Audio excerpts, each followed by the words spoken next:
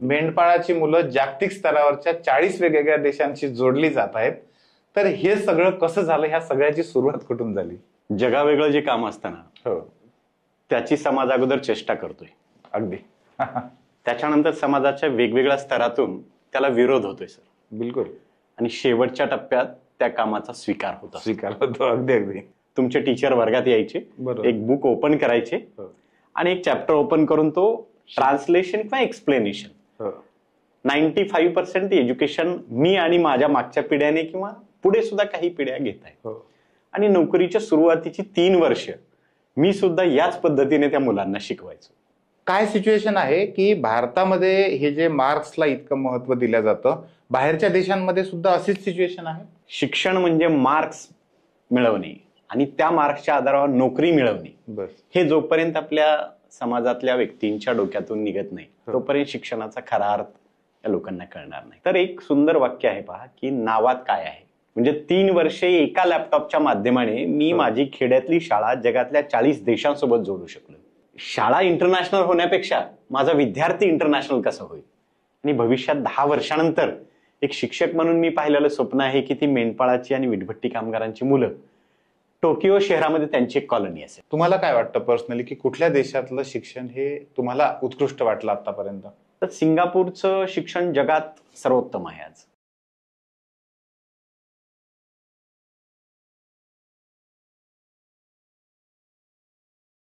मित्रांनो, मी डॉक्टर विशाल बेदुरकर, तुमचा होस्ट, पुन्हा एकदा 3S टॉक या आपल्या मराठी पॉडकास्टमध्ये तुमचं सगळ्यांचं मनापासून स्वागत करतो.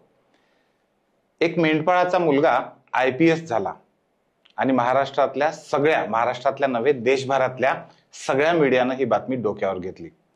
परंतु महाराष्ट्रामध्ये एक अशी स्टोरी, एक अशी क्रांती सुरू आहे की जी मीडियानं खऱ्या अर्थानं डोक्यावर घेण्याची गरज आहे, परंतु मेनस्ट्रीम मीडियामध्ये ते होताना दिसत नाही. तुम्हाला गंमत वाटेल किंवा खरंही वाटणार नाही, परंतु महाराष्ट्रामध्ये एक अशी शाळा आहे ज्या शाळेमध्ये आजूबाजूच्या शहरांमधून, इंटरनॅशनल स्कूलमधून मुलं येतात आणि जिल्हा परिषदेच्या एका खेड्यातल्या डोंगरामध्ये बसलेल्या शाळेमध्ये ती मुलं रोज येतात. जिल्हा परिषदेच्या या शाळेला ऍडमिशन क्लोजचा बोर्ड लावावा लागतो. या शाळेतली मुलं जर्मनी, अमेरिका, US हे जे सगळे वेगवेगळे देश आहेत त्या देशातल्या मुलांशी रोज गप्पा करतात. त्या मुलांना, म्हणजे ती मुलं कोणती? प्रायमरी शाळेतली. या प्राथमिक शाळेतली ही जी मुलं आहेत ही वेगवेगळ्या कम्प्युटरच्या लँग्वेजेस शिकतात, ती मोडी लिपी पण शिकतात, ती मुलं साबण कसा तयार करायचा ते पण करतात आणि ती मुलं राज्यपालांसोबत जाऊन राज्यपालांसोबत संवाद पण साधतात. आणि मी हे तुम्हाला खूपच कमी सांगतो आहे, पण हे सगळं ही एक मोठी क्रांती शिक्षणामध्ये होते आहे. आणि आज ही क्रांती करणारे, ज्यांच्या डोक्यातून हे सगळं निघालेलं आहे आणि जे हे सगळं जगत आहेत, ते बालाजी जाधव सर आपल्या सोबत आहेत. आपल्या 3S टॉक मध्ये आपल्या सगळ्यांसोबत गप्पा मारण्यासाठी. सर, 3S टॉक मध्ये आपलं खूप खूप स्वागत आहे. धन्यवाद सर. मी जेव्हा थोड्या वेळाच्या आधी तुमच्याकडून हे सगळं समजून घेत होतो, म्हणजे खरंच हे अकल्पनीय आहे, म्हणजे कल्पना आपण करू शकत नाही. म्हणजे जिल्हा परिषदची एक अशी शाळा की त्या शाळेमध्ये दुसऱ्या गावातून, इंटरनॅशनल स्कूलमधून मुलं तिथली ऍडमिशन काढून जिल्हा परिषदच्या शाळेमध्ये येतात. मेंढपाळाची मुलं जागतिक स्तरावरच्या 40 वेगवेगळ्या देशांशी जोडली जात आहेत. तर हे सगळं कसं झालं, ह्या सगळ्याची सुरुवात कुठून झाली? कसं असतं पहा, जगावेगळं जे काम असतं ना, त्याची समाज अगोदर चेष्टा करतोय. अगदी. त्याच्यानंतर समाजाच्या वेगवेगळ्या स्तरातून त्याला विरोध होतोय सर. बिलकुल. आणि शेवटच्या टप्प्यात त्या कामाचा स्वीकार होतो. अगदी अगदी. खरं तर आज 3S टॉकच्या सर्व श्रोत्यांसोबत आणि आपल्यासोबत संवाद साधताना मला आनंद होतोय सांगायला की आज आमच्या कामाचा स्वीकार केलाय जगात. आणि त्याच्यामुळे मग तुम्ही सांगितलेल्या या सगळ्या गोष्टी त्या ग्रामीण भागात पण याच मुळे होत असतात की एकटे बिरदेव डोने IPS झाले, बरोबर आहे, पण अशा शेकडो मेंढपाळांच्या मुलांना भविष्याचा मार्ग सुकर व्हावा, बरोबर, यासाठी एक शिक्षक म्हणून अगोदर स्वतः मला समृद्ध होणं आवश्यक होतं. बिलकुल. आणि त्या समृद्धीकरणाचा मार्ग तंत्रज्ञानाच्या माध्यमाने स्वीकारून त्या खेड्यापाड्यातील ग्रामीण भागातील मुलांचं शिकणं सुलभ आणि आनंददायी व्हावं आणि माझं शिकवणं इम्पॅक्टफुल व्हावं, या दृष्टीने आम्ही तंत्रज्ञानाच्या माध्यमाने सुरू केलेला हा प्रवास आज तुम्ही सांगताय अशा या टप्प्यापर्यंत. सर साधारण कधी सुरू झाला पण हा प्रवास? खरं सांगायचं तर शिक्षक होणं ही जगातली फार कठीण गोष्ट आहे सर. बरोबर. शिक्षक म्हणून जर कुणी नवीन या क्षेत्रात येऊ इच्छित असाल तर 10 ते 5 वाला हा जॉब नाहीये. हे खूप महत्वाचं वाक्य आहे. 10 ते 5 वाला हा जॉब नाहीये, तर शिक्षक ही नोकरी नसून सेवा आहे सर. बरोबर. आणि मग मी जसं शालेय जीवनात शिक्षण घेतलं होतं किंवा तुम्ही ऐकणारे पाहणारे सर्व श्रोते तुमच्या शालेय जीवनात असं शिक्षण घेतलं होतं, पहा पटतंय का? तुमचे टीचर वर्गात यायचे, एक बुक ओपन करायचे आणि एक चॅप्टर ओपन करून तो ट्रान्सलेशन किंवा एक्सप्लेनेशन. 95% एज्युकेशन मी आणि माझ्या मागच्या पिढ्याने किंवा पुढे सुद्धा काही पिढ्या घेत आहे. आणि नोकरीच्या सुरुवातीची 3 वर्ष मी सुद्धा याच पद्धतीने त्या मुलांना शिकवायचो. बरोबर. आणि मग रिझल्ट पाहिले तर 0 येत गेले. बरोबर. आणि मग त्या दिवशी जगातली एक गोष्ट मी शिकलो की माणसाने दर 3 महिन्याला किंवा 6 महिन्याला स्वतःला रिव्ह्यू केलं पाहिजे सर. बरं. आपण जेही काम करतोय ते काम कुठल्या स्तरात होतं, आज कुठल्या स्तरात आहे आणि भविष्यात आपल्याला कुठल्या स्तरात न्यायचं. आणि हे जेव्हा मी 3 वर्षानंतर पाहिलं तेव्हा आउटपुट माझ्या पुढे 0 होतं. बरं. आणि मी विचार केला की 3 वर्ष मी शासनाचा पगार फुकट घेतलाय आणि मग आउटपुट तर काहीच नाहीये. पण याची सुरुवात व्हायला एक प्रशिक्षण कारणीभूत ठरलं होतं. साधारण 2009 मार्च एप्रिल 2009 मध्ये यशवंतराव चव्हाण प्रतिष्ठान मुंबई यांनी रयत शिक्षण संस्था सातारा इथे एक शैक्षणिक वर्कशॉप किंवा कार्यशाळा म्हणूया. आणि त्या प्रशिक्षणात डॉक्टर ताटपुंजे सर, जे सातारा पॉलिटेक्निकला प्राध्यापक होते, ते आले होते. आणि तेव्हा त्यांनी टेक्नॉलॉजी फॉर एज्युकेशन, कसं तंत्रज्ञानाच्या माध्यमाने आपण ग्लोबली कनेक्ट होऊ शकतो, एज्युकेशनला अपलिफ्ट करू शकतो. बरोबर. म्हणजे not only for getting a marks, फक्त मार्क्स मिळवण्यासाठी नव्हे, तर सर्वांगीण विकास विद्यार्थ्याचा कसा करता येऊ शकतो हे त्यांनी तिथे दाखवल्यानंतर आम्हाला समजायला लागलं की जगात याही पद्धतीने जाऊन आपण सर्वांगीण विकास करू शकतो. आणि मग त्या प्रशिक्षणाच्या दिवसापासून खरं तर साधारण 2009-10 सालापासून मी या कामाला सुरुवात केली होती. Very good sir. ही जी क्रांती, म्हणजे मी त्याला क्रांती म्हणतोय, पुन्हा पुन्हा म्हणतोय का? कारण आता महाराष्ट्रामधल्या अनेक शहरांमध्ये इंटरनॅशनल स्कूल्स चालू आहेत वेगवेगळ्या, अगदी CBSE बोर्ड पासून IBS बोर्ड्स पर्यंत काय वेगवेगळे नाव असतील. आम्ही खूप सारे पॉडकास्ट पण त्या सगळ्या गोष्टींवर केलेले आहेत. ह्या सगळ्यांमध्ये मार्क्स आहेत त्यालाच एकमेव खूप जास्त महत्व दिलं जातंय. आणि तुम्ही जे एज्युकेशन देत आहात किंवा तुम्ही जे एज्युकेशन मध्ये करत आहात, तर तुम्ही स्किल बेस्ड एज्युकेशन, टेक्नॉलॉजीला प्राधान्य देणारं एज्युकेशन, जगभरातल्या सगळ्या गोष्टींशी किंवा जगभरातल्या वेगवेगळ्या शिक्षण पद्धतींविषयी जोडणारं एज्युकेशन, अगदी परदेशी भाषा शिकण्यापासूनचं एज्युकेशन जिल्हा परिषदच्या ह्या शाळेमधून देत आहात. काय सिच्युएशन आहे की भारतामध्ये हे जे मार्क्सला इतकं महत्व दिलं जातं, बाहेरच्या देशांमध्ये सुद्धा अशीच सिच्युएशन आहे? नाही, याच्यामध्ये तुम्ही म्हणता तो प्रश्न अगदी समाजातल्या प्रत्येक घटकापर्यंत रुजलेला आहे. कारण आपल्या देशातल्या प्रत्येक पालकाची म्हणेन मी, विशेषतः महिला पालकांची, शिक्षण म्हणजे मार्क्स मिळवणे आणि त्या मार्क्सच्या आधारावर नोकरी मिळवणे, हे जोपर्यंत आपल्या समाजातल्या व्यक्तींच्या डोक्यातून निघत नाही तोपर्यंत शिक्षणाचा खरा अर्थ त्या लोकांना कळणार नाही. तुम्ही विचारल्याप्रमाणे की इंटरनॅशनल शाळा आहेत, IBच्या स्कूल आहेत, तर एक सुंदर वाक्य आहे पहा की नावात काय आहे. बरोबर आहे. तुम्ही नावं काही दिले म्हणून तुमच्या कामामध्ये बदल होत नाहीये. अगदी अगदी. तर प्रामुख्याने कामामध्ये बदल झाले पाहिजे. म्हणजे 3 वर्षे एका लॅपटॉपच्या माध्यमाने मी माझी खेड्यातली शाळा जगातल्या 40 देशांसोबत जोडू शकलो. बरोबर. Infrastructure is not barrier to success on your way. त्याच्यामुळे वेगवेगळ्या इंटरनॅशनल स्कूल असतील तर नुसती नावं मोठी देऊन चालणार नाही, तर तिथे काम मोठं झालं पाहिजे. आम्ही हाच विचार करतो. शाळा इंटरनॅशनल होण्यापेक्षा माझा विद्यार्थी इंटरनॅशनल कसं होईल, माझ्या विद्यार्थ्याला जगभरात चाललेलं अपडेटेड नॉलेज कसं देता येईल. बरोबर. याच्यासाठी मग आम्ही जगभराशी जोडून जगभरातलं जे बेस्ट नॉलेज आहे ते नॉलेज त्या विद्यार्थ्यांना दिल्यानंतर तुमचं पाल्य किंवा तुमचा विद्यार्थी हा आंतरराष्ट्रीय शिक्षण घ्यायला लागलेला असतो. तुम्ही कसं जोडलं पण सर या मुलांना? आता प्रामुख्याने काय आहे की बहुतांश लोकांच्या मनात हा प्रश्न असतो इतक्या खेड्यातली शाळा, जिल्हा परिषदेची मराठी माध्यमाची जिथे इलेक्ट्रिसिटी पण वेळ नाव आणि एक मराठी माध्यमात शिकलेला तरुण, प्रायमरी शिक्षक, आणि जगातल्या 40 देशांसोबत ती खेड्यातली शाळा जोडतोय. हे कदाचित काही लोकांना मी म्हटलं तसं की सुरुवातीला विरोध होतो, चेष्टा होते आणि नंतर त्याचा स्वीकार होत असतो. बरोबर.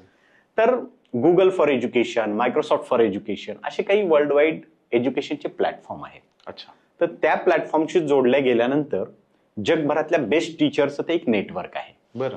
आणि त्या नेटवर्क मधून मग बेस्ट टीचरच्या प्रॅक्टिसेस आपल्या समोर येत जातात.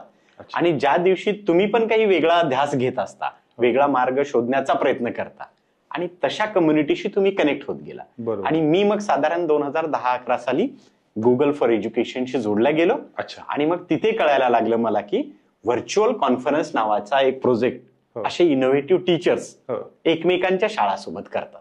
बरं. मग तुमची आयबी स्कूल आहे, इंटरनॅशनल स्कूल आहे, पण त्या शाळांनी तुमचा मुलगा आठवड्याला जगातल्या वेगळ्या देशांसोबत बोलतोय, त्या देशाविषयी जाणून घेतोय नाही, तर पुस्तकात ज्या त्या देशाविषयी 4 ओळी दिल्यात तेवढ्याच वाचतोय. मग पालकांनो किंवा शिक्षकांनो, आंतरराष्ट्रीय शिक्षण म्हणजे काय, तर प्रत्यक्ष त्या देशातील शिक्षक विद्यार्थी हे तुमच्या मुलांशी इंटरॅक्ट करायला देणे, त्यांच्या गोष्टी जाणून घेणे आणि तुमच्या गोष्टी त्यांना शेअर करणे. म्हणजे एक सिंपल उदाहरण सांगायचं झालं तर सांगेन मी की यावर्षी आमच्या शाळेतल्या विद्यार्थ्यांनी जगभरातल्या 18 देशांना किल्ला बनवायला शिकवले. बापरे. 18 देशातल्या लोकांना किल्ला बनवायला. आणि त्या देशातल्या शाळेमध्ये दगड मातीपासून त्या मुलांनी किल्ला बनवला. ग्रेट. म्हणजे ग्राउंडवरती लॅपटॉप टेबल समोर ठेवून आमची मुलं दगड मातीपासून किल्ला बनवायची. आणि मग हास्यास्पद गोष्ट तर अशी असती सर की काही देशात न्यूजपेपर मध्ये न्यूज आली की Indian remote school teach us architecture knowledge to our school. वा. म्हणजे आमचा देश हा अशा प्रकारे इंटरनॅशनल शाळांसोबत किंवा जगभराशी जोडला जातोय. तर याला खरं तर आंतरराष्ट्रीय शिक्षण म्हटलं पाहिजे. बरोबर आहे. शाळाच्या नावामुळे आंतरराष्ट्रीय शिक्षण मिळतं असं नसतं, तर तुम्ही त्यात कृती काय करता आणि मुलांना आउटपुट काय मिळतं ही गोष्ट सगळ्यात महत्वाची ठरते. Yes yes. सर, हे इंटरनॅशनल लेवलला तुम्ही जेव्हा या विद्यार्थ्यांना जोडलं, हे साधारणतः मला वाटतं तुम्ही सांगताय त्यानुसार 2010च्या आसपासची गोष्ट आहे. तर त्यानंतर मग कुठले कुठले प्रोजेक्ट आपण शाळेमध्ये राबवले तसे? आता खरं तर काय आहे की 10-11 साली ही गोष्ट होणं म्हणजे महाराष्ट्राच्या शिक्षण क्षेत्रात एक क्रांती म्हटलं तरी किंवा एकदम वेगळा प्रयोग होता. आणि मग त्या खेड्यामध्ये काय व्हायचं की उदाहरणार्थ आम्हाला अमेरिकेच्या शाळेसोबत कॉन्फरन्स करायचे, साधारण 11-12 तासाचा डिस्टन्स. सकाळी त्यांची मुलं 8ला शाळेत आले तर आपली मुलं 8-8:30ला सायंकाळी शाळेत पाहिजे. पण गावातल्या लोकांना इतकी उत्सुकता लागलेली की शाळेच्या भिंतीवर बाहेर आम्ही प्रोजेक्टर लावायचो. बरं. आणि मग सगळा गाव, लहानपणी जसं आम्ही नाटक बघाय किंवा गणपती उत्सवात असायचो, सगळा गाव शाळेच्या मैदानावर असायचा आणि व्हर्च्युअली माध्यमाने मग मुलं असे जगभराशी जोडल्या जायचे. आणि मग हे 10-11 साली होत असताना जगभरातल्या वेगवेगळ्या देशांसोबत जेव्हा आम्ही जोडल्या गेलो तर तेव्हा कळायला लागलं की हे देश फक्त मार्क्स मिळवण्यासाठी प्रयत्न करत नाही, तर या देशात मुलं वेगवेगळे प्रोजेक्ट करतात. जसं की जपानला 6व्या-7व्या वर्गात मुलांना कम्प्युटर आणि लॅपटॉप बनवण्याचा प्रोजेक्ट असतो. बरं. कम्प्युटर लॅपटॉप बनवण्याचा प्रोजेक्ट, असेंबल करण्याचा प्रोजेक्ट असतो 6व्या-7व्या वर्गात. 6व्या-7व्या. मग पालक किंवा शिक्षक म्हणून आम्ही आज काय विचार करतोय, बरोबर, की माझ्या मुलाने रंगीत चित्र दुकानातून आणायची, ते वर्कशीटला चिटकावायची आणि आमचा प्रोजेक्ट झाला. बरोबर.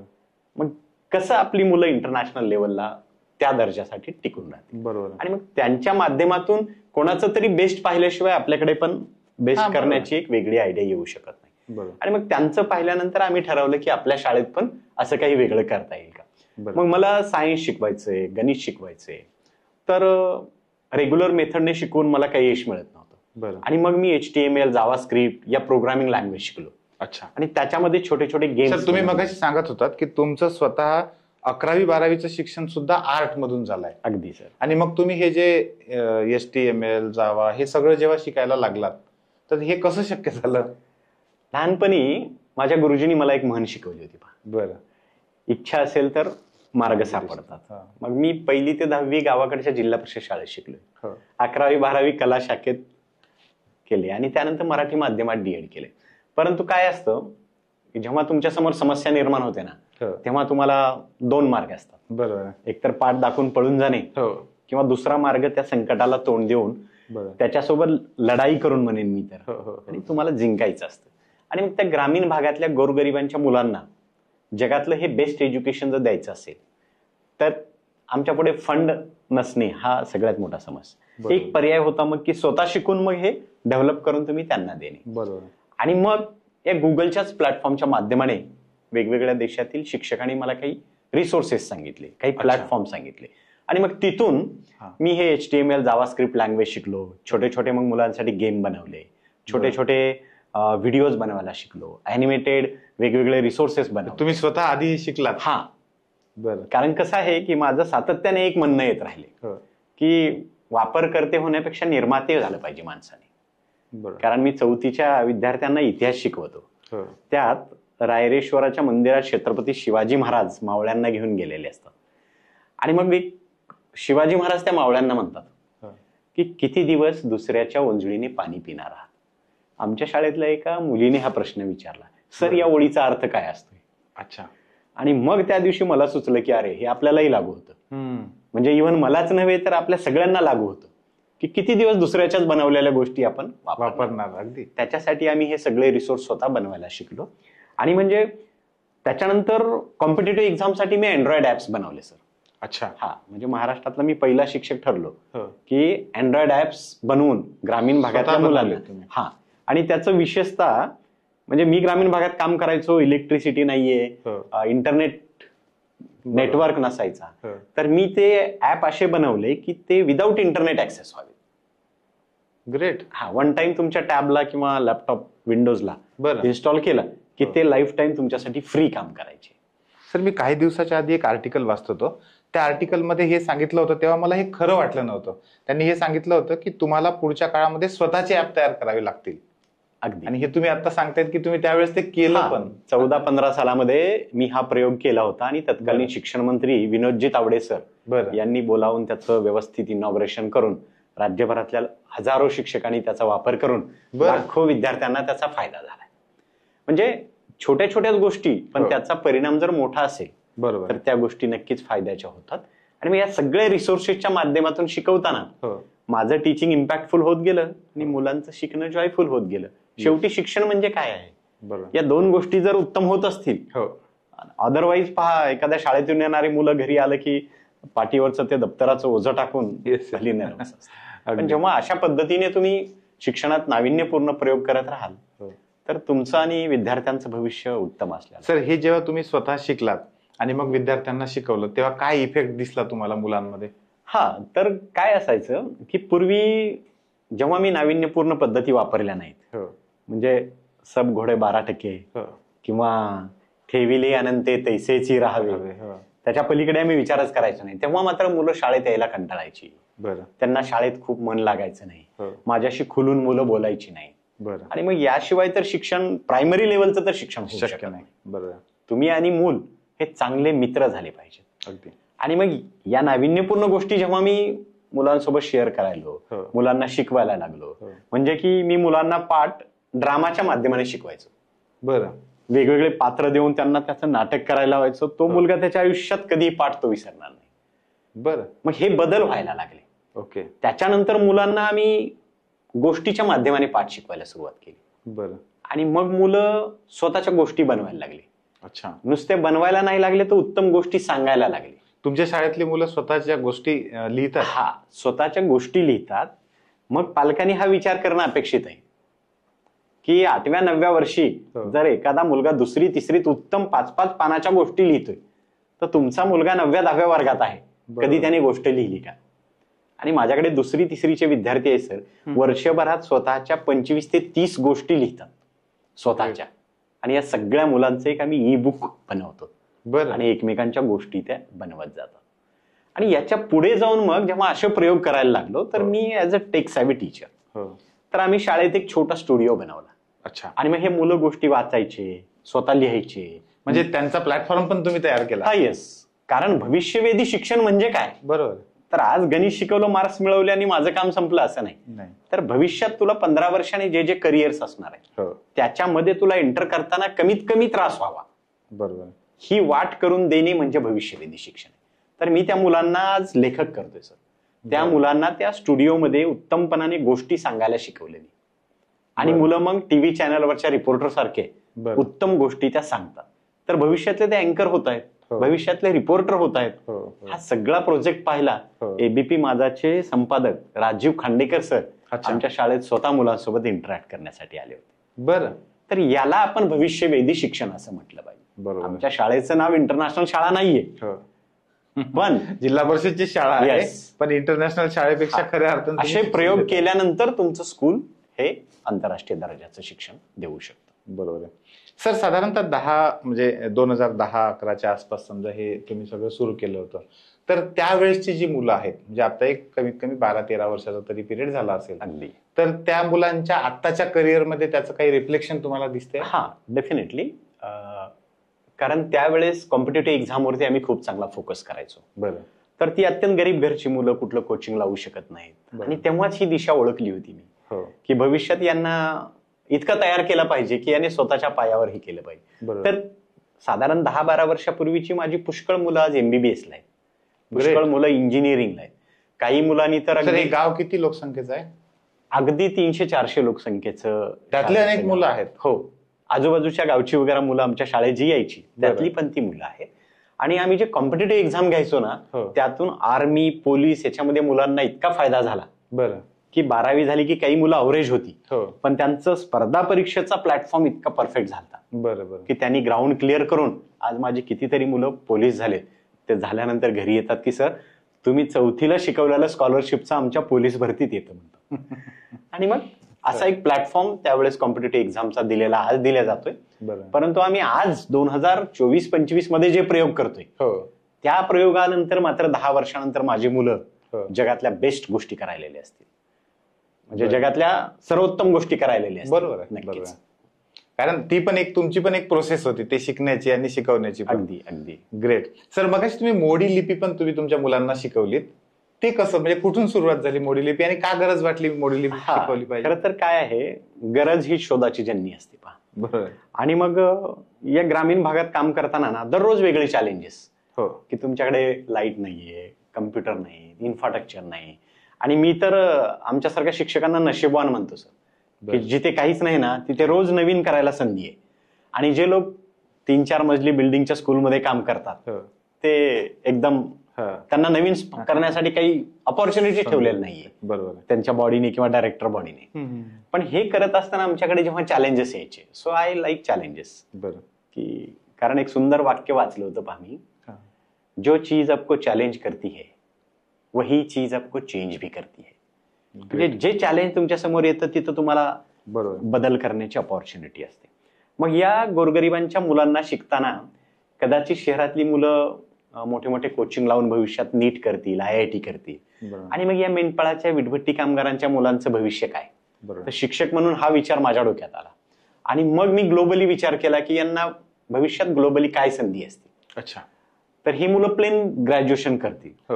आणि मग मला वेगवेगळ्या देशातून कळालं की तुम्ही जर फॉरेन लँग्वेज शिकला बरं तर तुम्हाला फॉरेन मध्ये उत्तम करिअरच्या संधी आहेत. ओके. आणि मग मी त्याच्यावर स्टडी केला तर मला असं कळलं की आज एखादा भारतातला तरुण आहे, त्याचा ओनली BCom झालाय, तर त्याला भारतात 15-20 हजार रुपये, 25 हजार सॅलरी मिळते.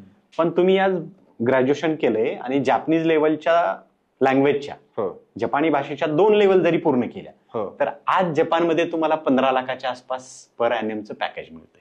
बरं. मी भविष्यात हा विचार केला की माझ्या मुलांनी ग्रॅज्युएशन करावं आणि त्यांना आज पुणे मुंबई सारख्या शहरात जॅपनीज लँग्वेजच्या 2 लेवल पूर्ण करायची 50,000 रुपये फीस आहे. बरोबर. आणि ती मी त्या मुलांना 3री-4थीत पूर्ण करून घेतोय. आणि भविष्यात 10 वर्षानंतर एक शिक्षक म्हणून मी पाहिलेलं स्वप्न आहे की ती मेंढपाळाची आणि विटभट्टी कामगारांची मुलं टोकियो शहरामध्ये त्यांची एक कॉलनी असेल. सर 3ऱ्या-4थ्या वर्गातली मुलं तुमची जॅपनीज शिकतायत? Yes, definitely. काय असतं की शिकवणारा जितका क्षमतावान असतो, ताकदवान असतो, बरोबर, तितकं शिकणारे पण क्षमता निश्चित होत असतात. आणि त्या मुलांना मग मी जापनीज शिकवलं, फ्रेंच लँग्वेज शिकवली. परंतु 1-2 वर्षापूर्वी मराठा आरक्षणाचा एक विषय होता. आणि त्याच्यामध्ये मोठा अडथळा होता की जुन्या नोंदी सापडतात पण ते वाचणारी माणसंच कमी आहेत. आणि मग ती होती मोडी लिपी. मग आमच्या शाळेतली मुलं म्हणायची सर काय असतं हे मोडी लिपी, काय असतं. आणि मग मलाही तोपर्यंत माहित नाही. तुम्ही सर्वांनी पहा, चौथीला इतिहास शिकला असेल मराठी माध्यमात, बालभारतीचा. त्याच्यामध्ये एक मोडी लिपीचं पत्र होतं. ते माझ्या गुरुजींनी पण मला सांगितलं नाही काय होतं, कारण ते त्यांना येत नव्हतं. मी पण 10 वर्ष माझ्या विद्यार्थ्यांना सांगितलं नाही. पण त्यानंतर मग मला कळायला लागले की ही पण भाषा माझ्या विद्यार्थ्यांना भविष्यात इतिहासात संशोधन जर करायचं असेल तर याच्या माध्यमाने एक 10-15% मुलं यात करिअर करू शकतात. कारण आज पुण्यातल्या इतिहास संशोधन परिषदेत खूप सारे डॉक्युमेंट मोडी लिपीमध्ये आहेत. आणि मग साधारण जास्त दिवस नाही सर, 100 दिवसात आम्ही उत्तम मोडी वाचायला लिहायला शिकलो. फक्त 100 दिवसात? बरं. आणि पूर्वी जापनीज किंवा फ्रेंच शिकवताना म्हणजे शिक्षकांनी यावर लक्ष देणं अपेक्षित आहे. हे शिकवताना मी 6 महिने आधी शिकायचो आणि नंतर मुलांना शिकवायचो, माझं 1 वर्ष जायचं. पण मोडी शिकताना मी एक वेगळा प्रयोग केला की मी आणि विद्यार्थ्यांनी सोबत मोडी शिकली शाळेत. बरं. तर आम्ही अगदी 3 महिन्यामध्ये उत्तम मोडी शिकलो आणि त्या गोरगरिबांच्या मुलांना, खेड्यातल्या मुलांना भविष्यात इतिहासात संशोधन करता यावं या प्रमुख हेतूने आम्ही मुलांना या फॉरेन लँग्वेज असतील किंवा मोडी लिपी असेल हे शिकवून त्यांच्या करिअरचा एक चांगला मार्ग आम्ही तयार करण्याचा. तुम्ही त्या मुलांना इथं पुण्यात पण आणलं होतं? हो, इतिहास संशोधन परिषदेमध्ये आणून मुलांकडून ते डॉक्युमेंट आम्ही काही वाचून घेतले आणि मुलांना त्याच्यामध्ये चांगला इंटरेस्ट पण यायला लागला. कारण काय असतं, हाताची बोटं आहेत आपली, पहा प्रत्येक बोट वेगळ्या उंचीच आहे, तसं प्रत्येक मुलाचा इंटरेस्ट पण वेगळा असतोय. तर त्यातल्या एक 10% मुलांनी जरी इकडे इंटरेस्ट दाखवला तर भविष्यात त्यांना चांगलं करिअर करण्याची संधी मिळू शकते. सर, मगाशी तुम्ही बोलता बोलता असं बोलला होतात की सगळ्यात मोठा जो प्रॉब्लेम जातो तो फंडचा जातो. कारण हे एवढं सगळं वेगळ्या पद्धतीनं करायचं तर आपल्याला फंड लागतो. आणि या फंडसाठी तुम्ही CSR जो फंड आहे त्याचा उपयोग करणं सुरू केलं. तर ती सुरुवात कशी झाली? मुळात CSR फंड ही काय कन्सेप्ट आहे? आता ही खरं तर राज्यभरातल्या ग्रामीण भागातल्या शाळांसाठी अतिशय उपयुक्त अशी बाब आहे. बरं. म्हणजे आपल्या सर्व श्रोत्याच्या माध्यमातून सर्व श्रोत्यांनी ही गोष्ट ऐकून इम्प्लिमेंट केली तर खरं तर आजचा पॉडकास्ट उपयुक्त असेल आपणास. CSR फंड म्हणजे काय असतं, ज्याला कॉर्पोरेट सोशल रिस्पॉन्सिबिलिटी असं म्हटलं जातं. ज्याही कंपन्या आहेत त्या कंपन्याच्या प्रॉफिट मधला 3% हा तुम्हाला समाजासाठी देणं अपेक्षित असतं, असा नियम आहे आपल्या इथं. बरं. आणि मग ते लोक काय करतात की जिथे उत्तम काम सुरू आहे तिथे ते देतात. आणि मग ग्रामीण भागातल्या जिल्हा परिषदेच्या शाळांना फंडची प्रचंड आवश्यकता आहे. म्हणजे मी बऱ्याच गोष्टी शिकल्या परंतु माझ्याकडे इंटरॅक्टिव्ह पॅनल नाहीये, मला टॅबलेट क्लासरूम बनवायचा आहे, डिजिटल क्लासरूम बनवायचा आहे. तर याच्यासाठी मग हे फंड येणार कुठून? बरोबर. पहिला टप्पा असतो त्याचा की लोकसहभाग, म्हणजे पालकांकडून घ्या. पालकच आमचे मेंढपाळ आहेत, भाकरीसाठी त्यांचीच वणवण सुरू आहे, कुठून पैसे येणार? आणि मग अशा वेगवेगळ्या प्लॅटफॉर्मवरून आम्हाला समजायला लागलं की CSR फंड तुम्हाला मिळू शकतो. अच्छा. मग त्याचा थोडा अभ्यास केल्यानंतर वेगवेगळ्या लोकांना मी काही प्रपोजल दिले. परंतु तेव्हा मला असं कळायला लागलं सुरुवातीच्या टप्प्यात की चमत्कार असेल तर नमस्कार असतो बा, उगीच कोणी कोणाला फंड देत. बरोबर. तर तुम्ही काही जगावेगळी वाट शोधत असाल, जगावेगळे प्रयत्न करत असाल तर तुम्हाला CSR फंड मिळू शकतो. बरं. आणि मग आता तर आम्हाला लाखो रुपये CSR फंड मिळतोय. अच्छा. तर त्याच्यासाठी मित्रांनो, तुम्ही तुमचं काम हे वेगळ्या मार्गाने घेऊन जाणं अपेक्षित आहे आणि त्याचा उद्दात हेतू असला पाहिजे, त्याचे रिझल्ट हे उत्तम दिसले पाहिजेत. तर तुम्हाला जगभरातून पाहिजे एवढ्या फंड तुम्हाला मिळू शकतात. अगदी आम्हाला बाहेरच्या राज्यातून सुद्धा फंड भेटले सर.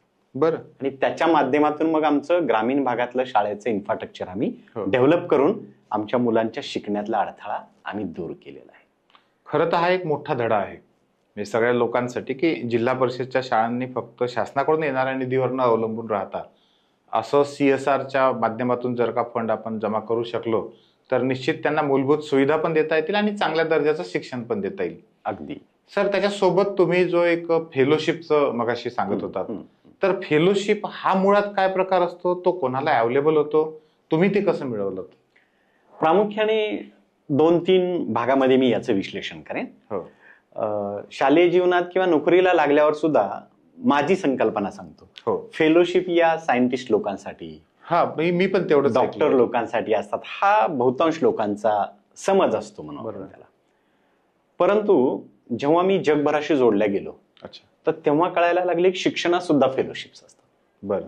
मग त्याच्यात 2 प्रकार आहेत. बरं. पहिला मुद्दा शिक्षकांसाठीच्या फेलोशिप्स असतात. अच्छा. दुसरा मुद्दा विद्यार्थ्यांसाठी सुद्धा फेलोशिप असतात. म्हणजे आपला आजचा पॉडकास्ट पाहणारे शिक्षक असतील, पालक असतील किंवा तुम्ही कॉलेजचे विद्यार्थी असाल, तुमच्या या सगळ्यांसाठी फेलोशिप्स आहेत. त्यात पहिलं मी आता शिक्षकांबद्दल बोलेन की मला आतापर्यंत साधारण 11 इंटरनॅशनल फेलोशिप भेटल्या. 11 इंटरनॅशनल फेलोशिप भेटल्या. तर त्यासाठी खूप मोठा डोंगर उचलण्याची आवश्यकता नसते. जसं मी थोड्या वेळापूर्वी सांगितलं की गोष्टीच्या शाळेच्या माध्यमातून आमच्या मुलांना आम्ही शिकवण्याचा प्रकार सुलभ केला. मुलं गोष्टी तयार करायली, मुलं गोष्टी लिहायला लागली, सांगायला लागली, रेकॉर्ड करायला लागली. तर याच्याबद्दल मला एक अमेरिकेची फेलोशिप भेटली. म्हणजे काय करावं लागतं, फेलोशिप मिळवण्यासाठी एक प्रोजेक्ट निवडावा लागतो तुम्हाला. अच्छा. तुम्ही ज्याही क्षेत्रात काम करताय मित्रांनो, त्या क्षेत्रातली एखादी समस्या निवडा. ती समस्या सहज कशी सोडवता येईल याच्याबद्दल तुम्ही एक काहीतरी प्रॉडक्ट म्हणू आपण त्याला, किंवा एक थीम म्हणूया, संशोधन प्रकार म्हणू, ती निवडून ती तुम्हाला काही दिवस, काही महिने किंवा काही वर्ष इम्प्लिमेंट करून त्याचे रिझल्ट काय आले हे सगळं नुसतं राबवून करून होणार नाही मित्रांनो.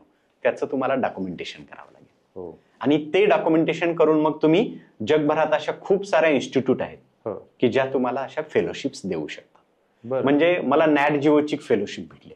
अच्छा. सिडनीला त्यासाठी मी त्या फेलोशिप निमित्त गेलेलो होतो. तर सिंपलचा प्रोजेक्ट होता की गांडूळ खत बनवतो आपण. तर ते गांडूळ खत बऱ्याच शाळांनी, गावांनी बनवतात.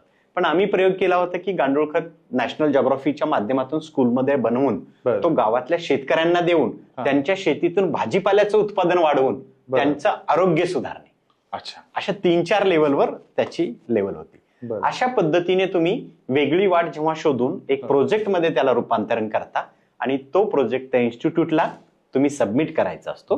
सबमिट केल्यानंतर तुमचा एक इंटरव्ह्यू सुद्धा होतो त्या संदर्भाने. अच्छा. प्रोजेक्ट किंवा फील्ड व्हिजिट पण होऊ शकते आणि त्याच्यानंतर मग तुम्हाला त्याबद्दल फंड मिळतात. वेगवेगळे फंड असतात. 2 लाख, 3 लाख, 5 लाख, 10 लाख असे वेगवेगळे फंड असतात. आणि त्याच्यानंतर मग तुम्हाला फॉरेनला जाण्याची अपॉर्च्युनिटी मिळते, कदाचित काही फील्ड व्हिजिटची अपॉर्च्युनिटी मिळते. आणि यातून मग अनेक फायदे आहेत. अच्छा. जसं फायनान्शियल सपोर्ट मिळतो, वर्ल्ड वाईड तुमचे कॉन्टॅक्ट वाढतात, तुमचा जो रिसर्च आहे तो जग ऍक्सेप्ट करतो, ही सगळ्यात आनंदायी बाब. हे झालं शिक्षकांच्या किंवा कुठल्याही क्षेत्रातल्या फेलोशिप बद्दल. आता प्रामुख्याने खरं तर जे कॉलेजचे स्टुडंट्स आहेत, अच्छा, त्यांच्यासाठी मला जास्त बोलावं लागेल. कारण काय की मला माझ्या सरनी शाळेत असताना सांगितलं नाही की कॉलेजला असताना काही फेलोशिप्स असतात, त्यामुळे मला त्या भेटल्या नाहीत असं मी आज समजतो. म्हणून टीचर म्हणून मी आज प्रायमरीच्या मुलांना आजच सांगतो की तुम्हाला भविष्यात फेलोशिप मिळणार, तुम्ही घाबरायची आवश्यकता नाही. म्हणजे की आज एखाद्याला प्रायव्हेट मेडिकल कॉलेजला ऍडमिशन घ्यायचं, more than 1 crore rupees donation असतं. तर मी त्या गोरगरिबांच्या मुलांना सांगतो तुम्ही घाबरायचं नाही.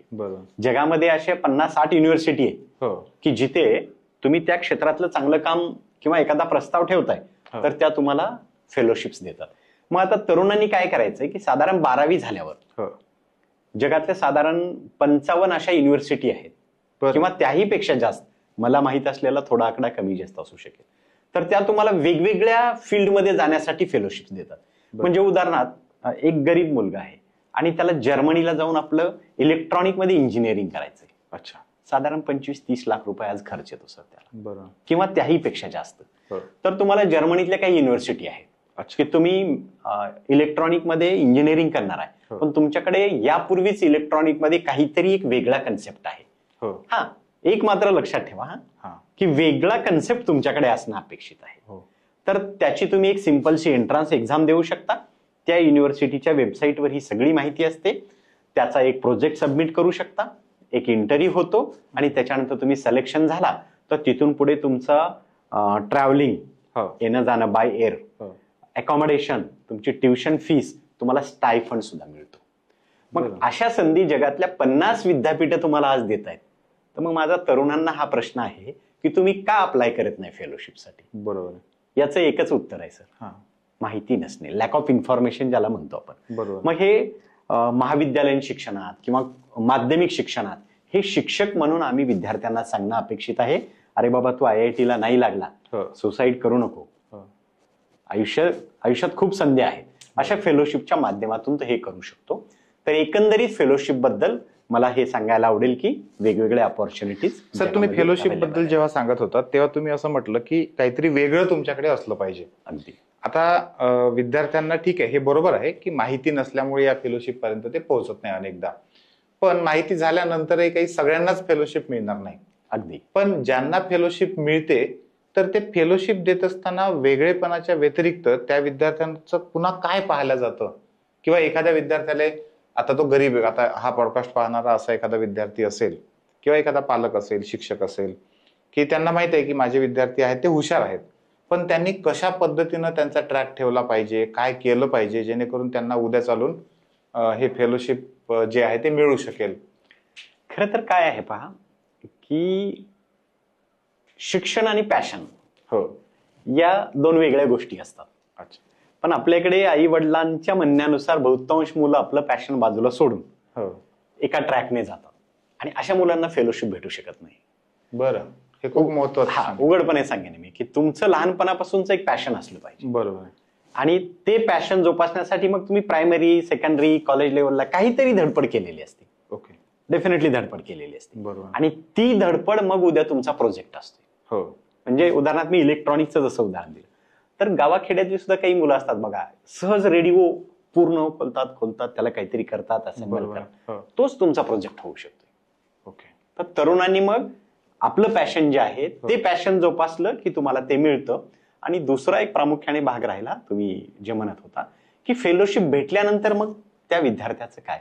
समजा की 10% मुलांना फेलोशिप भेटते, तर हे कंपॅरिझन होतं की प्लेन पुणे मुंबईत एखादा मुलगा इलेक्ट्रॉनिक इंजिनिअरिंग केलाय आणि एखादा मुलगा फेलोशिप घेऊन जर्मनी, जपानमधून इंजिनिअरिंग करून आलाय. बरोबर. तर डेफिनेटली आज पालकांच्या ज्या अपेक्षा आहेत, समाजाच्या ज्या अपेक्षा आहेत की पॅकेज आपलं किती आहे, तर हे फेलोशिप वाल्या विद्यार्थ्याचं पॅकेज पण मोठं असतं, त्याला चांगल्या कंपन्या हायर पण करतात, त्याला फ्युचरमध्ये खूप चांगल्या अपॉर्च्युनिटीज पण, कारण ऑलरेडी तो ग्लोबली एज्युकेशन घेऊन आलेला आहे. हो. येस. तर हे फेलोशिप मिळाल्याचे खरे तर उत्तम फायदे होते. तो मेरिटोरियस आहे हे दिसलंय, त्यांनी दाखवलंय, त्याची गुणवत्ता त्याने सिद्ध केलेली आहे. अगदी अगदी. सर, असं फेलोशिप शिक्षकांना किंवा विद्यार्थ्यांना मिळवण्यासाठी मार्गदर्शन करणारं, त्यांना माहिती प्रोव्हाइड करणारं असं काही एखादं प्लॅटफॉर्म आहे? हा, आता ऍक्च्युली स्पेसिफिक तर असा प्लॅटफॉर्म नाही, पण काही वेबसाईट आहे सर. अच्छा. हा, त्या वेबसाईटच्या माध्यमाने आपल्या डिस्क्रिप्शन लिंक मध्ये आपण त्या वेबसाईट डेफिनेटली देऊया की तरुणांना त्या उपयुक्त ठरतील. पण एक आहे की ज्याला ज्याची आवड असते ना, त्या क्षेत्राबद्दल तो अधिक शोधत गेला की त्याला या सगळ्या गोष्टी भेटत जातात. आणि काय असतं, तरुणांना राग आला पाहिजे पहा. म्हणजे तुम्हाला राग येतोय की बाबांनी मला FZ बाईक नाही दिली, मला आयफोन नाही दिला. पण काय असतं, 12व्या वर्गात इंग्रजी या विषयात मला 45 मार्क्स होते सर. आणि मग त्या रिझल्टच्या दिवशी मला प्रचंड राग आला होता. बरं. कारण वर्षभरात मला 85च्या खाली कधीच मार्क्स नव्हते. अच्छा. आणि फायनलला 45 होते. मग तो राग मी 8 वर्ष जपून ठेवला. बरं. आणि इंग्रजीवर असं काम केलं की मला नोकरी लागली नंतर, 12वी झाली, DED झाला आणि नोकरी लागल्यानंतर 8व्या वर्षी मला वर्ल्ड इंग्लिश ऑर्गनायझेशनची 11 लाख रुपयाची फेलोशिप भेटली होती. मी 3 महिने ऑक्सफर्ड युनिव्हर्सिटीत जाऊन रुरल स्टुडंटचं इंग्लिश कम्युनिकेशन कसं अपलिफ्ट करू शकतो याच्यावर ऑक्सफर्डच्या लोकांसोबत 3 महिने मी रिसर्च करत होतो. म्हणून मी तरुणांना सांगतो की असा राग आला पाहिजे आपल्याला. ती सुद्धा एक फेलोशिपच होती सर. बरं. त्या फेलोशिपच्या माध्यमाने तसा मी एक प्रायमरी टीचर, एका प्रायमरी टीचरला ऑक्सफर्डमध्ये 3 महिने राहण्याची, तिथल्या लोकांसोबत, जगातल्या सर्वोत्कृष्ट विद्यापीठामध्ये. तर हे रागातून होतं. असा राग आला तर मी त्या रागाचं कौतुक करेन.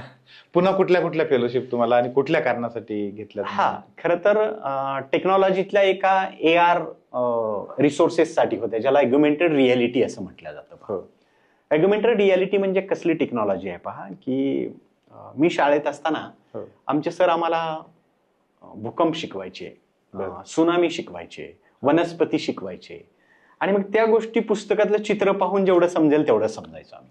पण आज AR टेक्नॉलॉजी अशी आहे की मी बी लावल्यापासून त्याच्या मुळा कशा वाढायल्यात हे विद्यार्थ्याला दिसते, त्याच्या खोडाची वाढ कशी होत चालली आहे, त्याच्या फांद्या कशा वाढत चालल्यात, पानांची वाढ कशी होत आहे, या सगळ्या गोष्टी प्रात्यक्षिकपणे दिसायला लागतात.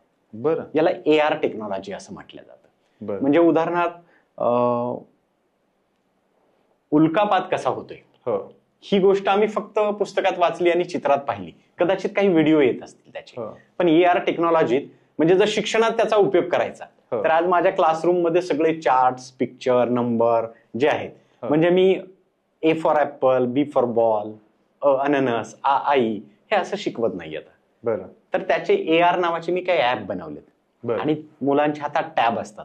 मुलगा कुठली पण गोष्ट, हा माईक आहे, माईक नावाचा शब्द जरी त्याने स्कॅन केला तरी असा माईक त्याच्या समोर येतोय आणि तो माईक काय काम करतोय याचा एक व्हिडिओ त्याच्या समोर दिसतोय. आणि मग जेव्हा मुलगा पाऊस शब्द स्कॅन करतोय तर त्याच्यासमोर पाऊस पडायला दिसतोय. त्याला इंग्लिशमध्ये काय म्हणतात, हिंदीमध्ये काय म्हणतात, पावसामुळे काय काय घडतं, या गोष्टी येतात.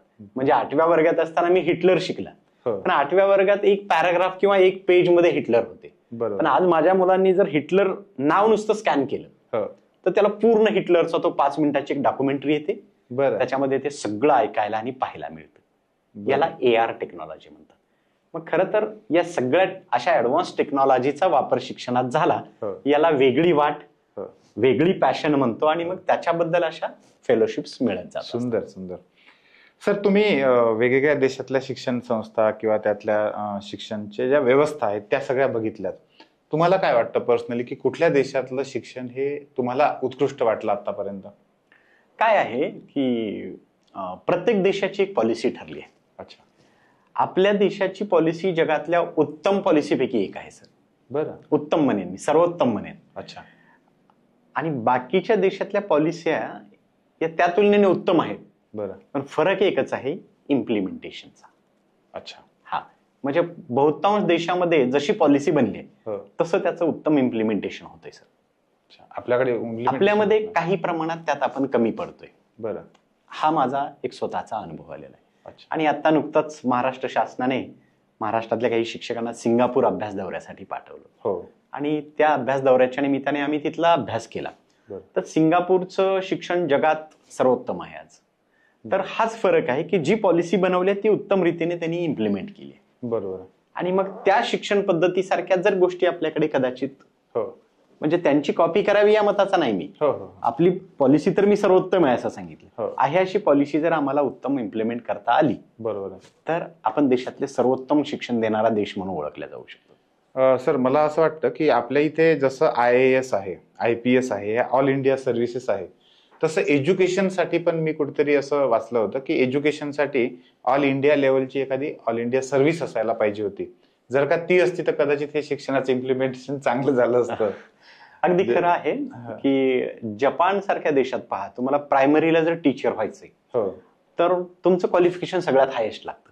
बरं. प्रायमरी टीचरला डॉक्टरेट लागतात. तुम्ही PhD चाइल्ड सायकोलॉजी मध्ये, टीचिंग मध्ये PhD लागते. बरं. आणि सगळ्यात हायेस्ट सॅलरी पण त्यांना प्रायमरी टीचरली मिळतो जपानमध्ये. बरं. आता आम्ही नुकतंच सिंगापूरचा जे अभ्यास केला ना, तर त्याच्याबद्दल सांगायला पण मला आवडेल की तिथली शिक्षक निवडण्याची जी पद्धत आहे सर, आपल्या इकडं मार्क्स मिळाले, DED BEd केला तो टीचर होतो, तिथे तसं नाही सर. अच्छा. म्हणजे फरक कसा पडत जातो. तर तिथे तुम्ही ग्रॅज्युएट असणं अपेक्षित आहे. आणि जसं तुम्ही आता IAS IPS म्हटलात तशी सिंगापूरमध्ये एक टफ एक्झाम घेतली जाते टीचर होण्यासाठी. बरं. त्याच्यामध्ये तुमच्याकडून एस्से लिहून घेतले जातात. अच्छा. त्या एस्से मध्ये चाइल्ड सायकोलॉजी टॉपिक असतो. बरं. त्याच्यानंतर इथिक्स अँड मॉरल्स एक टॉपिक असतो. बरं. आणि तिसरा असतो तो एज्युकेशन एक असतो टॉपिक. ओके. आणि याच्यावरती मग तुम्हाला काय वाटते आणि डिव्होशन फॉर कंट्री असा एक समाविष्ट असतो. आणि त्याच्यातून मग काही सिलेक्टेड कॅन्डिडेट ते सिलेक्ट करतात. बरोबर. आणि त्या कॅन्डिडेटचा इंटरव्ह्यू वगैरे घेऊन, मेडिकल वगैरे होऊन त्यांचं एक 18 महिन्याचं ट्रेनिंग होतं. बरं. आणि त्याच्यानंतर त्यांना 6 आठवड्यासाठी एका स्कूलवरती पाठवलं जातं, जसं आपल्याकडे इंटर्नशिप म्हणतो आपण. पण ते सगळे शिक्षक त्या नवीन शिक्षकाला ऑब्झर्व्ह करतात. आणि जर त्याच्यात खरंच भविष्यात शिक्षक होण्याचे गुण आहेत तरच त्याला गव्हर्नमेंटला हे करतात की हा शिक्षक होऊ शकतो. अदरवाईज स्पष्टपणे सांगतात. आणि मुळात हे प्रामाणिकपणे इम्प्लिमेंट होतं. मी जे सांगितलं इम्प्लिमेंटेशन ते इथं होतं. आणि त्याला पुन्हा 4 आठवड्याचं ट्रेनिंग देऊन केल्या जातं आणि मग शिक्षक तो समृद्ध होत जातो. आपला सगळा रोग इम्प्लिमेंटेशन मध्ये आहे. थोड्याफार प्रमाणात आपण तिथे फसत चाललेलो आहोत किंवा गेलेलो आहोत. बरोबर आहे. सर, आज प्रत्येक पालकाला असं वाटतं की माझं जे मूल आहे ते इंटरनॅशनल लेवलला गेलं पाहिजे, शिकलं पाहिजे, मोठं झालं पाहिजे, जागतिक लेवलला त्यांनी काम केलं पाहिजे. अगदी प्रत्येक पालकाला वाटतं. पण काही बेसिक लेवलचे प्रश्न प्रत्येक पालकांना वाटतात. मला हे काही बेसिक प्रश्न तुम्हाला विचारायचे आहेत. अगदी. त्यातला पहिला प्रश्न मला तुम्हाला हा विचारायचा आहे की पालकांनी मुलांची शिक्षणाचं जे माध्यम आहे ते निवडत असताना इंग्रजीला प्राधान्य दिलं पाहिजे की मातृभाषा निवडली पाहिजे प्रायमरी लेवलला? आता जितक्याही देशांसोबत माझा संपर्क आलाय, जितक्याही मोठ्या शास्त्रज्ञ असतील, शिक्षण तज्ञ असतील किंवा ज्या ज्या क्षेत्रामध्ये सक्सेस झालेले लोक आहेत त्यांचं मी वाचलंय, ऐकलंय, काही जणांकडून प्रत्यक्ष अनुभवलंय की साधारण वयाच्या 10 ते 12 वर्षापर्यंत जर मातृभाषेतून शिकलं प्रत्येक गोष्ट, कुठलीही गोष्ट वयाच्या 10 ते 12व्या वर्षापर्यंत, हा बरं, तर ती गोष्ट कमी वेळात सहजपणे शिकता येते आपल्याला. बरं. म्हणून या माध्यमापेक्षाही माझं मत असं आहे की मातृभाषेतून शिक्षण घेतलं तर चालतंय, परंतु इंग्रजी भाषेला बिलकुल माझा विरोध नाही. अच्छा. English language is a global language आणि तुम्हाला ग्लोबल जर डोर ओपन करायचे असतील तर इंग्लिश येणं तुम्हाला अत्यंत आवश्यक आहे. परंतु सगळे विषय इंग्रजीतून शिकण्याला माझा विरोध आहे. की मला शिवाजी महाराजाचा इतिहास शिकायचा आहे महाराष्ट्रात राहून, तर मी तो इंग्लिशमध्ये का शिकावा? बरोबर. तो मी माझ्या मातृभाषेत उत्तम शिकू शकतो. बरोबर. पण जे भविष्यात तुम्हाला करायचे ती गोष्ट जर करायची तर ती डेफिनेटली तुम्ही इंग्लिश मधून शिकू शकता. मॅथ आहे, सायन्स आहे, हे ग्लोबली चालणार आहे, उद्या तुमच्या फ्युचरच्या कामात येणार आहे, तर ते तुम्ही डेफिनेटली शिकावं. आणि दुसरं एक माझं ओपिनियन आहे की माध्यम किंवा बोर्ड जे आहे सर त्याचा एक 7 to 8% इम्पॅक्ट राहतो माझ्या माहितीने. बरं. याच्यापेक्षा जास्त इम्पॅक्ट राहत फक्त 7 to 8%. मॅक्स 10% इम्पॅक्ट म्हणेन मी, 10% पेक्षा नाही. आज कुठल्याही एक्झाम घ्या, देशातल्या IAS घ्या, MPSCच्या घ्या, नीट घ्या, IIT घ्या, त्यात सुद्धा मराठी माध्यमातून गेलेली पुष्कळ मुलं आहेत जे वेल सक्सेस झाले. ओके. हो. आणि तो रेशो काढला तर मग या मुलांचं प्रमाण इतकं फरक नाही. सर आपण असं म्हणू शकतो मग की जे सेमी इंग्लिश माध्यम आहे, म्हणजे मॅथ सायन्स समजा इंग्लिश मधून शिकवतात आणि बाकीचे विषय मराठीतून शिकवतात, हा त्यातल्या त्यात चांगला पर्याय आहे? हा. आता या पॉडकास्टच्या माध्यमाने हे एक सांगायला आवडेल की सेमी इंग्रजी हे माध्यम नव्हे. अच्छा. मराठी आणि इंग्रजी हे माध्यम आहेत. सेमी इंग्रजी हा त्या दोन्ही मधला काढलेला एक पळवाट आहे. बरं. मार्ग आहे. महाराष्ट्र सोडता बाकीच्या कुठल्याही राज्यात हे मीडियम नाहीच आहे. बरं. हा ते शिकवतात. अच्छा. इंग्लिश मीडियम म्हणून किंवा मराठी मीडियम, आपल्या इथे त्याला एक सेमी म्हणून नाव काढलं तर ते माध्यम नाहीये, पण हा एक मधला मार्ग आहे. बरोबर. आणि तो मार्ग उत्तम आहे सर. अच्छा, उत्तम. बरं. की ज्याही पालकांना असं वाटतंय की आपल्याला नाही इंग्रजी माध्यम आहे शिकवायचं, तर तुमची मुलं उद्याच्या स्पर्धेत टिकण्यासाठी मॅथ सायन्स तुम्ही या भाषेतून शिकवलं तर तुमच्या मुलाला भविष्यातले. आता आपला हा पॉडकास्ट पाहणारे महाराष्ट्रातले हजारो नव्हे लाखो असे पालक आहेत की त्यांना हा प्रश्न, मूलभूत प्रश्न पडतो की ठीक आहे म्हणजे इंग्लिश माध्यमातून शिक्षण दिलं पाहिजे, पण इंग्लिश माध्यमातल्या शाळा कमी आहेत, त्यांच्या फीस प्रचंड आहेत, आणि मराठी माध्यमातल्या शाळा आहेत पण त्यांना असं वाटतं की कुठेतरी मुलांनी इंग्रजी शिकलं पाहिजे, तो एक न्यूनगंड म्हणतो तो असतो. मग सेमी इंग्लिश मधून जर समजा अशा पद्धतीने चांगलं एज्युकेशन मिळत असेल तर ते दिलं पाहिजे असं तुम्हाला वाटतं? अगदी. मुळात तर प्रश्न असा आहे की तुमची प्रचंड इच्छा आहे, परंतु त्या शाळेची फीस 3 लाख रुपये, तुम्ही ते पे करू शकत नाही. आणि सर मी स्वतः बघतो की प्रत्येक जिल्ह्याच्या तालुक्याच्या ठिकाणी काही मोजक्या शाळा आहेत अशा. अगदी. तिथं किती मुलांना ऍडमिशन मिळणार, बाकीच्यांनी कुठे जायचं? आणि मुळात तर असं आहे की ज्यांना असं वाटत असेल की माझा मुलगा इंग्रजी माध्यमात शिकत नाहीये, त्याचं भविष्य धोक्यात आहे, तर हे बिलकुल तुम्ही गैरसमज करून घेताय. इंग्रजी फक्त एक भाषा आहे मित्रांनो. मी यापूर्वी सांगितलं की जगातली कुठलीही भाषा 100 दिवसात आपण शिकू शकतो. 100 दिवसात. इंग्रजी तर आपण ऑलरेडी 30-40% डेली कम्युनिकेशन मध्ये वापर करतो, त्याच्यामुळे त्याचा खूप मोठा इम्पॅक्ट होणार नाहीये.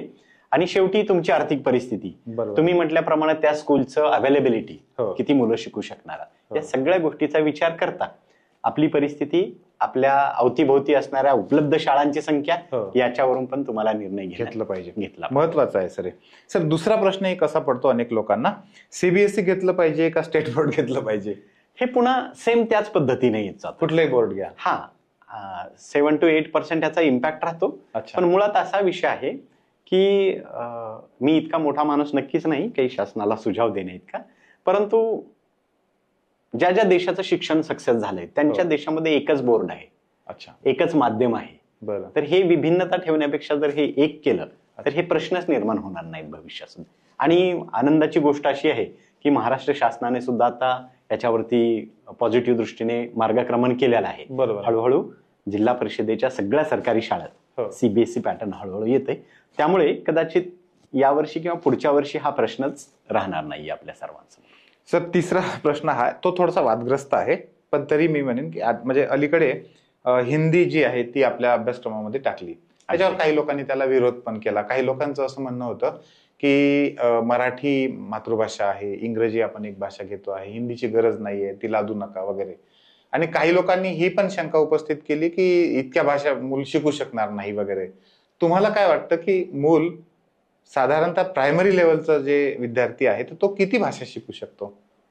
आता मुळात प्रश्न असा आहे की मी सकारात्मक विचाराचा माणूस आहे. अच्छा. माझं असं मत आहे की लहान वयात काही लोकांना असं वाटतं की मुलावरती प्रेशर वगैरे येतं. तर 2000 पूर्वी इंग्रजी सुद्धा विषय हा 5वी पासून असायचा. तो त्याच्यानंतर 1ली पासून आला. आज त्याचं सगळं काही व्यवस्थित चाललंय. बरोबर. म्हणजे खूप प्रचंड मोठा हिमालय उभा राहिला असं नाही, पण खूप मोठ्या अडचणी आहेत असाही विषय. आणि ऑलरेडी मुलं आज मोबाईल किंवा टीव्ही चॅनलच्या माध्यमातून कार्टून सारखे शो पाहून 80-90% मुलांना हिंदी चांगलं समजते. आणि जर प्रायमरी लेवल पासून एखादी वेगळी भाषा अजून शिकण्याची संधी मिळत असेल, जसं आम्ही आमच्या मुलांना शिकवली, आम्ही प्रायमरीलाच हे प्रयोग केले. बरोबर. फक्त एकच फरक आहे की त्यासाठी अगोदर शिक्षक म्हणून मला समृद्ध व्हावं लागतं. आणि हिंदी भाषा शिकवली तर मला नाही वाटत की मुलावरती विशेष प्रेशर येईल किंवा त्याची काही अडचण होईल. उलट मी तर म्हणेन की अगदी लहान वयात त्याला नवीन एक भाषा आत्मसात करण्याची ही एक संधी असेल. आपण पॉझिटिव्हली पाहायला पाहिजे. हा, डेफिनेटली पाहायला पाहिजे याकडे. Good, very good. सर, मला परत एक पुन्हा त्यात म्हणजे पालकांच्या अनुषंगाने तो प्रश्न विचारायचा आहे. खास करून अनेक पालकांना असं वाटतं की आपल्या मुलाला टेक्नॉलॉजीचं शिक्षण दिलं पाहिजे. त्यांना ते पटतं की टेक्नॉलॉजी आहे पुढच्या काळामध्ये, पण त्या पालकांना हे समजत नाही की अभ्यासक्रमाच्या व्यतिरिक्त आपण टेक्नॉलॉजीचं आपल्या मुलांना कसं शिक्षण दिलं पाहिजे. कारण जे सुशिक्षित पालक आहेत ते थोडंफार सांगतात रोबोटिक्सचं शिक्षण, असं थोडं थोडं काही गेम्स वगैरे आणून देतात. पण जे सर्वसामान्य पालक आहेत, ज्यांचं कदाचित काही असे ऑटो रिक्षावाले असतील की जे ऑटो रिक्षा चालवतात, शेतकरी आहेत, सर्वसामान्य आपलं एक 9 ते 5ची नोकरी करणारे लोक आहेत, त्यांना जर असं वाटत असेल की माझ्या मुलाने टेक्नॉलॉजीचं शिक्षण घेतलं पाहिजे, तर ते काय करू शकतात? कारण तुमचा इतक्या वर्षाचा अनुभव आहे. अगदी एक सामान्य कुटुंबातल्या मुलांनी तंत्रज्ञानाचं शिक्षण भविष्यासाठी जर घ्यायचं म्हटलं तर त्याचा विचार करून भारत सरकारने आणि महाराष्ट्र शासनाने नवीन राष्ट्रीय शैक्षणिक धोरण 2020 आणलंय. आणि त्याच्यामध्ये या सगळ्या गोष्टीचा समावेश केलाय. बरं. 6व्या वर्गापासून प्रत्येक शाळेत प्रत्येक मुलाला कोडिंग प्रोग्रामिंग शिकायला मिळणार आहे.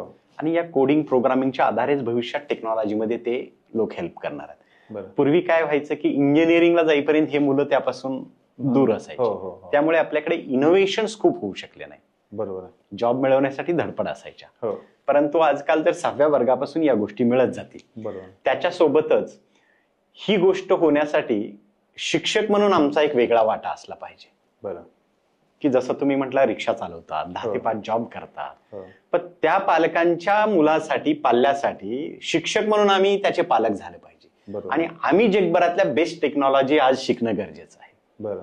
आणि हाही विचार करणं गरजेचं आहे की 10 वर्षानंतर या मुलाने टेक्नॉलॉजी बद्दल आज काय शिकलं पाहिजे. बरोबर. तेव्हा शिक्षक म्हणून जर आम्ही या गोष्टी लर्न केल्या तर त्या गोष्टीच्या माध्यमातून मग त्या मुलांना तशा गोष्टीची आम्ही संधी देऊ शकतो. तर हे दोन्ही दृष्टीने एक तर शासनाकडून आता नवीन राष्ट्रीय शैक्षणिक धोरणात येत आहे, आणि शिक्षक म्हणून मग आम्ही यात अधिक थोडा हातभार उचलला तर सामान्य मुलांना सुद्धा भविष्यातल्या या टेक्नॉलॉजीच्या गोष्टी शिकण्यासाठी फायदा. सर, हाच पॉइंट पकडून मगाशी आपण या पॉडकास्टच्या आधी जेव्हा खाली गप्पा करत बसलो होतो तेव्हा तुम्ही सांगितलं होतं की तुम्ही हे जे काही शिकलात आणि जे केलं तर ते राज्यभरातल्या शिक्षकांना सांगण्यासाठी म्हणून नंदकुमार साहेबांचा उल्लेख तुम्ही केला होता. तर तुम्ही वेगवेगळ्या ठिकाणी जात होतात, सांगत होतात, तर तो अनुभव कसा होता? हा, काय असायचं की शिक्षणात आम्ही वेगवेगळे प्रयोग केले. म्हणजे मुलांना फॉरेन लँग्वेज शिकवल्या, आम्ही स्किल डेव्हलपमेंटमध्ये वेगवेगळे स्किल शिकवले, आणि टेक्नॉलॉजीचा वापर करून वेगवेगळे विषय सहज कसे शिकवावे. पण हे प्रयोग झाले माझ्या शाळेतले, माझ्या त्या काय 5-50 विद्यार्थ्यांसाठीचे. बरोबर. मग तुमच्यासारख्या काही दृष्टी असणाऱ्या लोकांनी हे ओळखलं. त्यात आदरणीय नंदकुमार साहेब होते, प्रशासनातले वेगवेगळे माणसं होते, अधिकारी होते, आमचे वरिष्ठ होते. त्यांनी ठरवलं की मग वेगवेगळ्या ठिकाणी जाऊन टीचरसाठी जर असे ट्रेनिंग दिले की how to do, not what to do. बरोबर. आणि खरं तर शिक्षणात ट्रेनिंग अशाच पाहिजे. काय हे इम्पॉर्टंट नाही, इम्पॉर्टंट आहे, पण ते कसं हे सुद्धा त्यापेक्षा इम्पॉर्टंट आहे. बरोबर. आणि मग मी साधारण 7-8 वर्ष मागची संपूर्ण महाराष्ट्रभरातल्या प्रत्येक जिल्ह्यात, प्रत्येक तालुक्यात, प्रत्येक रविवारी जातो. बरं. आणि त्या शिक्षकांसाठी मग शिक्षणात हे कुठले प्रयोग केलेत, कशा पद्धतीने करतोय, आणि तुम्ही करायचे तर हे कशा पद्धतीने कमी खर्चामध्ये आणि अतिशय कठीण परिस्थितीमध्ये ग्रामीण भागात हे कसे करू शकताय. आणि मग या सगळ्या प्रोसेसमधून हजारो शिक्षकांची महाराष्ट्रामध्ये एक चळवळ उभी राहिली आणि त्यातून लाखो विद्यार्थ्यांना आज याचा फायदा होतोय. अशा हजारो शाळांमध्ये वेगवेगळे प्रयोग राबवले जातात. याचा मला मनापासून आनंद होतोय की एक छोट्या ठिकाणी सुरू केलेलं काम. सर, तुम्ही हे सगळं तुम्ही मगाशी तुमच्या ब्लॉगचं पण उदाहरण दिलं, अगदी हजारो लोक त्याला फॉलो करतात, तर ते पण कसं आहे? हा, तर काय होतं की मी हे सगळे प्रयोग माझ्या शाळेत करायचो. म्हणजे मी व्हिडिओज बनवायचो, वर्कशीट्स बनवायचो, HTML मध्ये क्विज बनवायचो, गेम्स बनवायचो. पण हे माझ्या शाळेतल्या मुलांनी वापरायला सुरुवात केली. पण नंतर मला गुगलच्या ब्लॉग बद्दल माहिती झाली की blog is a Google's free service, त्यासाठी पैसे लागत नाही. आणि मग मी ते डेव्हलप करायला लागलो. अच्छा. मी ते डेव्हलप केलं आणि हे सगळे रिसोर्स त्यावरती अपलोड करायचो. बरं. माझ्या आईने मला लहानपणापासून एक शिकवण दिलेली. माझी आई विठ्ठलाची निस्सीम भक्त आहे सर. बरं. तिने मला शिकवलं होतं की बालाजी, तू योगी होण्यापेक्षा उपयोगी हो. बरं. असं काहीतरी काम कर की तुलाही त्याचा फायदा व्हावा आणि त्याच्यातून इतरांना फायदा व्हावा. मग मी जे हे सगळे रिसोर्स बनवायचो, आता अलीकडे पहा, इंटरनॅशनल स्कूलमधले सगळे टीचर कोणीतरी बनवलेलं सॉफ्टवेअर बोर्डवरती रन करतात आणि मुलांना दाखवतात. पण मी पूर्वीपासून हे केलं की स्वतः डेव्हलप करायचं आपण. त्यातून एक गोष्ट झाली की मी डेव्हलप होत गेलो. आणि मग त्या सगळ्या गोष्टी ब्लॉगवर अपलोड करायचो आणि मग ते फेसबुकला, व्हॉट्सअपद्वारे शेअर करायचो की आज हे अपलोड केलंय. आणि अशा पद्धतीने मग महाराष्ट्रातल्या साधारण 30-40 हजार शाळा दररोज याचा वापर करायला लागल्या. मग एका शाळेचे 20 जरी स्टुडंट म्हणलं तरी एका डोंगरावर बसलेल्या प्राथमिक शिक्षकाने बनवलेले रिसोर्स महाराष्ट्रातल्या 7 ते 8 लाख विद्यार्थ्यांना उपयुक्त ठरायचे. कदाचित आता आपला हा पॉडकास्ट पाहणाऱ्या लोकांना मी सुरुवातीला जे बोललो होतो की ही क्रांती होते आहे, तर त्या क्रांती शब्दाचा अर्थ आता कळला असेल. अगदी की म्हणजे ती एका गावापुरती, एका शिक्षकापुरती, एका शाळेपुरती, एका विद्यार्थ्यांपुरती मर्यादित नाही, तर ती महाराष्ट्रातल्या कानाकोपऱ्यापर्यंत पोहोचवण्यासाठी आपण या पद्धतीने करतात. सर, खरंच ग्रेट आहे. आणि खरं तर हा विषय न संपणारा आहे. अगदी आपण जितकं बोलू, जेवढं बोलू, तर तासनतास सुद्धा कमी पडणारे आहेत. पण मला या ठिकाणी विशेष तुमचे आभारही याच्यासाठी मानायचे आहेत की हा जो पॉडकास्ट आहे, या पॉडकास्टच्या माध्यमातून पालकांना वेगळी दिशा मिळेल, स्टुडंटला निश्चितपणे वेगळी दिशा मिळेल. आणि तुमच्यासारखं चांगलं काम करून, म्हणजे ह्या सगळ्या चर्चेतून मला एक मुद्दा चांगला समोर आलाय की गव्हर्नमेंटनं सुद्धा पहिल्यांदा जर कुठं काम करायचं ठरवलं तर ते शिक्षकांसाठी केलं पाहिजे. शिक्षकांचं पोटेन्शियल कसं वाढवता येईल, त्यांना कसं ट्रेन करता येईल, आणि मग त्यांच्या माध्यमातून विद्यार्थी आणि मग म्हणजे बाकीच्या सगळ्या गोष्टी आहेत. तर ह्या सगळ्यांनाच या पॉडकास्टमुळे एक चांगली आणि मोठी दिशा मिळेल असं मला पूर्ण खात्री आहे. सगळ्यांना नम्र विनंती आहे की शिक्षण ही आपली मूलभूत गरज आहे. अन्न, वस्त्र, निवारा जेवढा महत्वाचा आहे तेवढीच आज शिक्षणाची गरज आहे. आणि शिक्षणाविषयी अत्यंत मूलभूत बदल आपल्यामध्ये करू शकणारा हा पॉडकास्ट आहे. हा पॉडकास्ट तुम्ही स्वतः बघा, जास्तीत जास्त लोकांपर्यंत तो शेअर करा, जेणेकरून सगळ्यांना त्याचा मोठ्या प्रमाणात फायदा होईल. आणि अजूनही चॅनलला सबस्क्राईब केलं नसेल तर चॅनलला सुद्धा सबस्क्राईब करा. सर, मनापासून खूप खूप आभार. खूप चांगल्या पद्धतीने तुम्ही, अत्यंत सुंदर पद्धतीनं हे सगळं मार्गदर्शन या ठिकाणी केलं.